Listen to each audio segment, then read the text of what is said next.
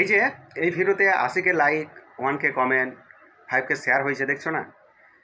এগুলো পুরোটাই ফেসবুক অ্যালগরিদমকে বোকা বানিয়ে করা হয়েছে। এবার বোকা কীভাবে বানানো হয় সেটা আমি পরবর্তীতে ডেডিকেটেড ভিডিও নিয়ে আসবো। তো আমি এটা কখনোই বলতে পারি না যে সমস্ত ক্রিয়েটার এই ধরনের কাজগুলো করে, কিন্তু ম্যাক্সিমাম ক্রিয়েটার এই কাজগুলো করছে। এবং ফেসবুকের যে অ্যালগরিদম সেটাকেও বোকা বানাচ্ছে এবং সাথে সাথে আমাদেরকেও বোকা বানাচ্ছে। আমাদেরকে কীভাবে বোকা বানাচ্ছে?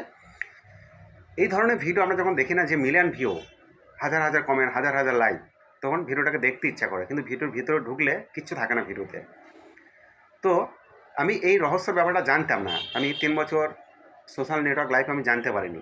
এই প্রথম জানতে পারলাম যেদিন ফেসবুক নিউ আপডেট দিয়েছে যে 10ই ফেব্রুয়ারি থার্ড পার্টি অ্যাপের ব্যাপারটা, তখন এই বিষয়টা আমি জানতে পারলাম যে এইভাবে ভিডিওর মধ্যে লাইক, শেয়ার, কমেন্টকে আনা হয়। তো 10 ফেব্রুয়ারি পর যে আপডেটটা ফেসবুক দিচ্ছে সেটা বন্ধ করে দিলে বুঝতে পারা যাবে এই million million view, million million like, million million share কোথা থেকে আসছে।